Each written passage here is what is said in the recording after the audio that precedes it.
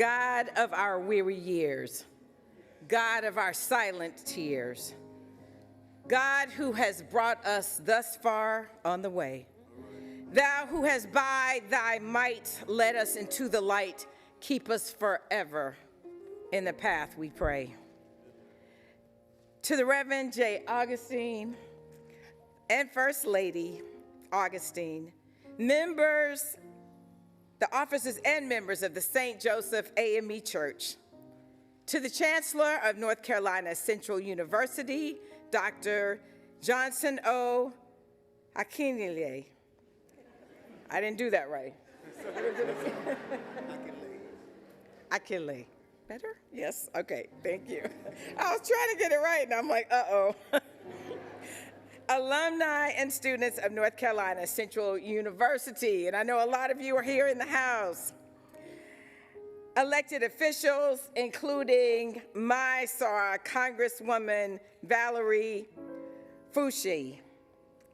To my SARs of Delta Sigma Theta Sorority Incorporated who are present today, including the presidents of all of the chapters represented, other officers and members. From the Alpha Lambda chapter right there at NCCU, the Durham Alumni chapter, Raleigh Alumni chapter, and Chapel Hill Carver Alumni chapter, and others who have joined, because I know we have sisters all the way from Greensboro, and I'm not sure from where else. It's always good to see you.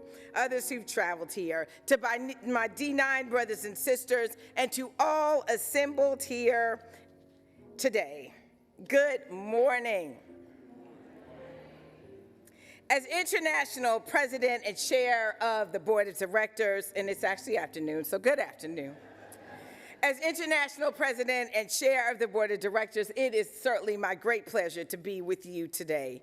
I bring greetings on behalf of the Sisterhood of Delta Sigma Theta Sorority Incorporated, which has proudly initiated over 350,000 women and chartered over 1,050 chapters since our founding in 1913.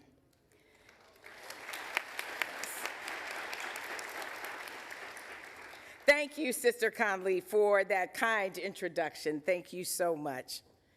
Now, I know St. Joseph is home to many SARs of Delta Sigma Theta, and I know that some of you are visiting, so I thank you for welcoming me here today and for living out our principles of sisterhood, scholarship, service, and social action here in the Durham community and beyond.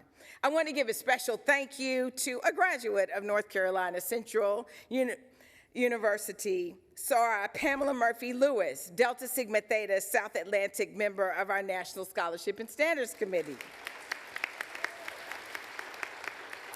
And we were here this weekend in Charlotte for our Scholarship and Standards meeting, and she thought it not robbery to accompany me here and drive me here through a lot of hard rain this morning. So thank you again, Sarah Murphy Lewis. I also want to say a special hello to our collegiate member of Scholarship and Standards, who is the Vice President of the Alpha Lambda chapter, Sarah Tamia Brown. Yes. I see so many other familiar faces, a past regional director, Sarah Linda Wilson. I know this is home to another past regional director, Sarah Juanita Massenberg, right here in Durham, and they are both good friends of mine, and I just see again so many other familiar faces. I want to bring greetings from my home church, St. Luke Community United Methodist Church in Dallas, where the Reverend Richie Butler serves as our senior pastor. Happy Black History Month, everyone. Now, we have these 28 days to celebrate, but we know that we celebrate 365 days of the year. We celebrate 366 here in 2024 since this is leap year, and we know that we are proud every single day of where we've come from, where we are, and where we're going as a people. Happy HBCU Sunday. Now, I want to thank you, Pastor Jay, for inviting me to deliver today's message. Now, when I got this phone call from someone I've known for a very long time, her name is Deborah Augustine Grant now. And the sister of Pastor Jay, when I received a call from her saying, you know, my brother wants your phone number and your contact information so we can kind of, I think he wants you to speak at his church. And I'm like, me? Okay. Yeah, but the fact that she called me, I obviously had to answer the email very quickly when it came through. And I have certainly had the opportunity on many occasions to be in the presence of another Sarah, your late mom. And I have appreciated all of the times that I have been able to spend with your family members, your nieces, all of them, absolutely. And I know that we share the D9 connection, as you are a member of the first Alpha Phi Alpha fraternity. That's it. We recognize. Alpha Phi Alpha fraternity, and you are the national chaplain, and you are certainly in good company with our longtime national chaplain and the first African-American bishop in the AME church, Bishop Vasti Murphy McKenzie. Again, she's our national chaplain, so you're in good company. Historically, Black colleges and universities are so near and dear to our community and organizations like ours, Delta Sigma Theta. We were founded on the campus of Howard University, and we take seriously our charge not only to elevate the legacy of our founders, but to protect institutions like Howard and North Carolina Central University that continue to be safe havens for students today. It is imperative that we all come together to support our institutions as the world attempts to erase our history. Just like Black lives, Black schools matter, and we see their importance more and more each and every day. I applaud you for shining the spotlight on Durham's very own North Carolina Central University today. Where are all the Eagles? I see. Eagle Pride. Did I get that right? I tried to get that one right. And it is here that I understand the eagle is no ordinary barnyard fowl.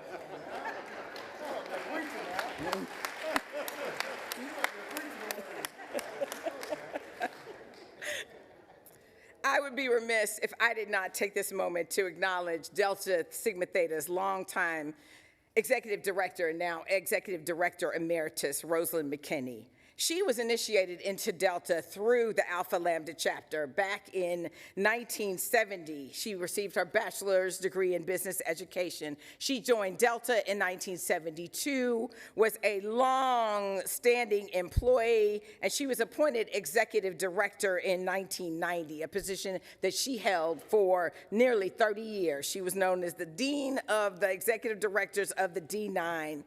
And she helped Delta Sigma Theta grow into the organization it is today. She loved NCCU, she loved Alpha Lambda. I stand here not only on behalf of Delta, but in her memory as well. And upon her passing, her family established an endowed scholarship at her beloved NCCU. I was able to contribute to that, and I got on you all's mailing list, so I get lots of mail from you still. And I try to contribute what I can.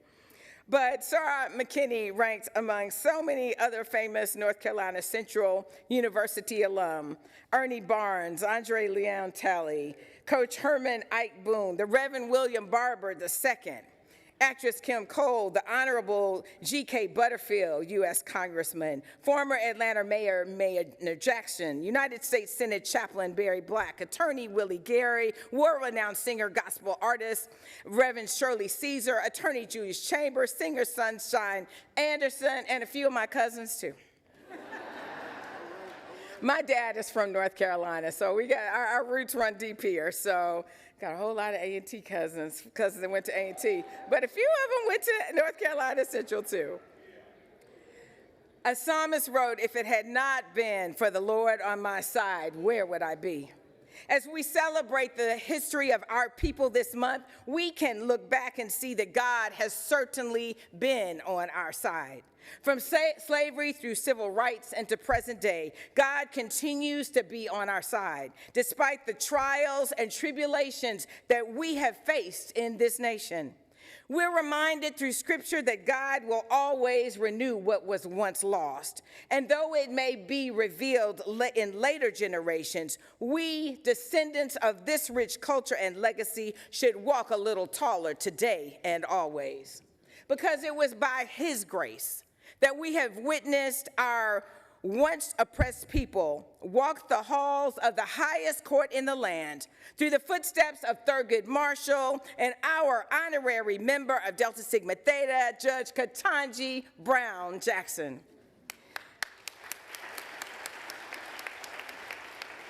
By His grace, our heritage expressed through the arts, which was once stifled, continues to thrive through the works of Sidney Poitier, Lena Horne, Letticy, and many, many more. And by His grace, we are able to fund institutions like North Carolina Central University through the years. And your church plays such an important part of that. I know you know the history of this prestigious institution of higher learning. From the time Dr. James E. Shepard opened the doors of the National Religious Training School in Chautauqua for the colored race on July 5th, 1910, and declared its purpose to be the development in young men and women of the character and sound mind, sound academic training requisite for real service to the nation, to the NCCU of today, this prestigious institution has survived and thrived. You've earned national acclaim for your unwavering commitment to academic excellence, groundbreaking research opportunities, and remarkable achievements in securing grants for innovative projects. And now this auspicious university is consistently ranked as a top historically Black college or university, now the number 11 HBCU in the nation, number 7 best college for veterans, number 8 top performer on social mobility among Southern regional universities. And we can't forget, yes, that deserves a round of applause.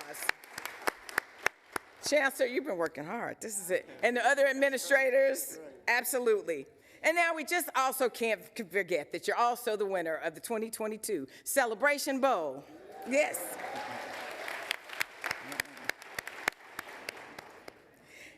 This HBCU, like so many others, has been for hundreds of thousands of African Americans who passed through the halls of this institution over the last century, the catalyst for their future endeavors and a means towards an end for success. The text for my message today is Matthew 25th chapter, 31st to 40th verses. And I invite you to take a closer read of these verses as Jesus describes how He will judge between the righteous and the evil. Of special note is verse 40, which reads, "Truly I tell you, whatever you did for the least of these brothers and sisters of mine, you did for me." As a body of believers, we've been called to elevate God's kingdom by serving the community around us. And as another trailblazer in our history, who happens to be a Delta, the great Congresswoman Shirley Chisholm stated, "Service is the rent we pay for room on this earth." We see then that the service we render is a direct reflection of how we love Jesus. We're also reminded earlier in Matthew chapter 22, verses 37 to 40, that the greatest commandment is to love the Lord your God with all your heart and with all your soul and with all your mind, and the second to love your neighbor as yourself. I would argue that our history as a people exemplifies our ability to love our neighbors.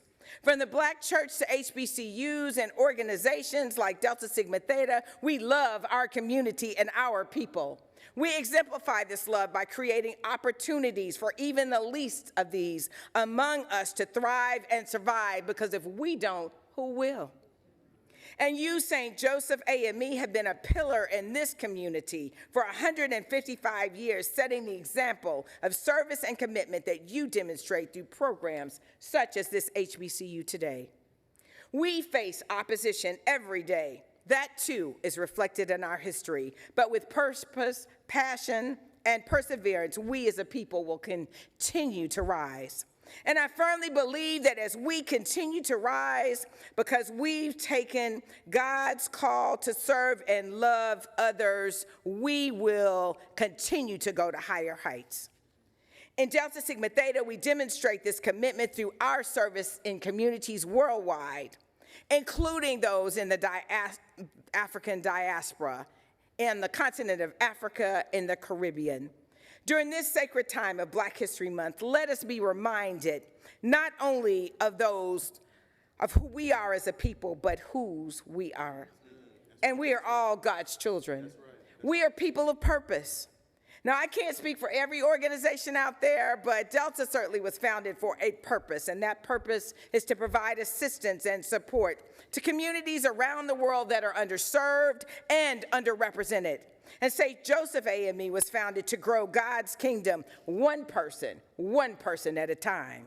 HBCUs were founded for the purpose of educating our people. These institutions of higher learning were created as a safe space for African Americans to pursue an education and gain professional skills. From their inception, HBCUs gifted African Americans with access to education, which was denied to them during slavery and segregation. If you can imagine what our ancestors were facing in the 1800s, as slave labor was at its peak as this country expanded, and more enslaved people were brought and sold here and built the America that we now live in. It's amazing how in the midst of this slavery, abolitionists began to educate freed enslaved people. Quaker philanthropist Richard Humphreys founded the Institute for Colored Youth in Cheney, Pennsylvania in 1837. He wanted to create an institution for formerly enslaved African Americans to learn basic skills, reading, writing, math, so they could become equipped for the world they were entering as free people. That was the first HBCU, y'all.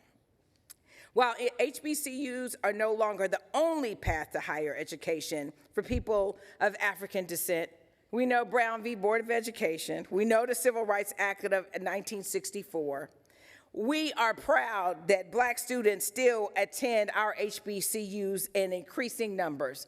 And again, they're more important than others because regardless of what I just said about the Supreme Court, we know what happened last year, all right? We know what happened last year with our affirmative action. We know that laws are trying to be rolled back every day. The laws that protect our rights are being rolled back every day. So our institutions, again, are more important than ever. Whether it's the groundbreaking STEM and liberal arts programs, low-cost tuition, dynamic atmosphere, or large diversity of students and professors, students look to HBCUs for a quality education and to reflect cultural experiences. We reflect ourselves in those experiences. From the late 1800s to the late 1900s, HBCUs thrived and provided refuge from laws and public policy that prohibited Black Americans from attending most colleges and universities, and they continue to thrive today. According to statistics from the U.S. Department of Education, HBCUs have provided undergraduate training for 75% of all Black Americans holding a doctorate degree, 75% of all Black officers in the armed forces, 80% of all Black federal judges. Our institutions now attract students from other ethnic backgrounds too. We are making a difference. It is now up to us to ensure that our colleges and universities continue to thrive. It's up to us to challenge all of our HBCU alumni to give back to your university through scholarships and support to the departments and programs where you obtained your degree so that we keep a college education affordable, so that our African American graduates are not burdened with excessive student loan debt. It's up to those who work in corporate America, and I did that for a really long time, the private sector, and even local and federal government to ensure that we mentor and hire HBCU graduates so that the American dream we hear so much about becomes a reality for us all. That is our purpose, to preserve what is ours and ensure the remaining 100+ HBCUs keep their doors open. We are thankful for people like Congresswoman Alma Adams right here in North Carolina, although an Aggie from North Carolina A&T, who is known as the godmother of HBCUs for her advocacy and support for pushing the HBCU agenda and keeping it at the forefront as decisions are made that impact our colleges and universities. We are not put on this earth and blessed with all these gifts and talents to sit idly by. Imagine where we would be if Dr. Martin Luther King and Dr. Dorothy Irene Height never walked in their purpose in their lives. In a world filled with chaos and uncertainty, I urge you, especially our college students and young adults, to find time to sit quietly with God and ask Him to reveal your true purpose.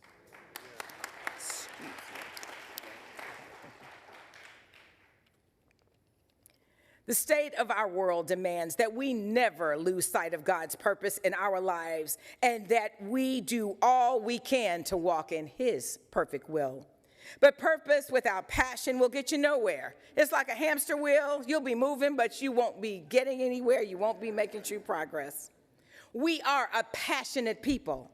That's reflected in our personal style, art, how we walk the walk. But one of the biggest threats to our community and to our people is the propensity to become apathetic when things don't go our way or when the outcome doesn't appear to be in our favor. My brothers and sisters, this is not the time to become complacent. No, this is the time to become more passionate, more persistent in our pursuit of justice and equality. The fierce urgency of now that Dr. King so eloquently described 60 years ago should ignite the passion in everyone. Challenging laws, impacting our right to vote, heightened police brutality, racial wealth and health gaps, and the erasure of Black history in schools and libraries should be enough to keep you fired up and ready to go. We can't let apathy ruin our ability to heed God's commandment. We must continue to work like we are working on behalf of the kingdom for our collective good and always for God's glory. We know that the opposition and obstacles will come, but if anyone ever understood, we as a people understand perseverance. We are, as 2 Corinthians 4th chapter says, we are pressed on every side by troubles, but we are not crushed. We are perplexed, but not driven to despair. We are knocked down, but we are not destroyed. That is why we never give up. We as a people know how to persevere, from the Middle Passage all the way to the White House. But now when basic human rights are being stripped away or ignored, when the right to vote is threatened and the lives of Black and brown people remain a low priority on the political agenda, when the efforts to relieve student debt are blocked, we cannot give up. We must persevere. Now more than ever, we must join hand in hand and use our collective voices and powers to advocate for what is right, protect our right to vote, and literally march to the polls in 2024. And take everybody you know with you. That's right. That's absolutely right. That's right. Take everybody you know with you. Talk to the folks in your communities. Talk to them. Break down the messages of what is at stake in 2024, because there is more at stake than ever before. So we cannot give up. We must do as God commands to show up for those in need. The world needs us to show up. Show up at congressional district offices. Show up at City Hall. Show up in Raleigh at the state capitol to protect funding for our HBCUs. That's right. It is our responsibility to hold our elected officials accountable. Am I right? Yes, I was right. It is our responsibility, and all of us here today need to show up to every single meeting, month in and month out, and never cease in our efforts to empower our communities. We must continue to run the race as the baton has been now passed to us. The race is not given to the swift or the strong, but the one who can endure to the end. Out from the gloomy past, till now we stand at last. Keep us forever in the path we pray. Because yes, in all of this that we do, we have to pray. Pray for our Black institutions, our churches, our HBCUs, our civil rights and civil organizations, our fraternal organizations, because there are those who see our power and would love to seize our power. That's right. That's right. That's right. That's right. So we have to pray without ceasing, that we can continue to build upon the legacy that our ancestors left us, to expand and grow, because we will reap a harvest if we faint not. So let us move forward with fortitude as a people inspired by the purpose, passion, and perseverance of our history to elevate God's kingdom, to preserve the rich history and bright future of the North Carolina Central University. And in the words of your alma mater, those Eagles in the room, we'll ever love and honor thee, for thou hast taught us loyalty. Then let our watchword service be to our alma mater, NCC. You send us forth with hearts of love, so like a blessing from above, and from the path we'll never stray, our dear alma mater, maroon and gray. We'll work and fight, we'll win our way. When duty calls, we shall obey. And may we e'er return to thee, our alma mater, NCC.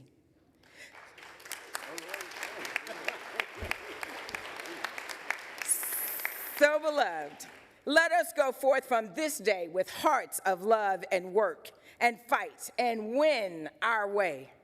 Because when we fight, we win. St. Joseph's, thank you for continuing to lead the way. And I encourage you to live out NCCU's legacy of truth and service, and continue to walk in your purpose, live out your passion, and persevere in all that you do. Remember your eagle pride and dedicate your time, talent, and resources, show me the money, y'all, for the betterment of this great institution.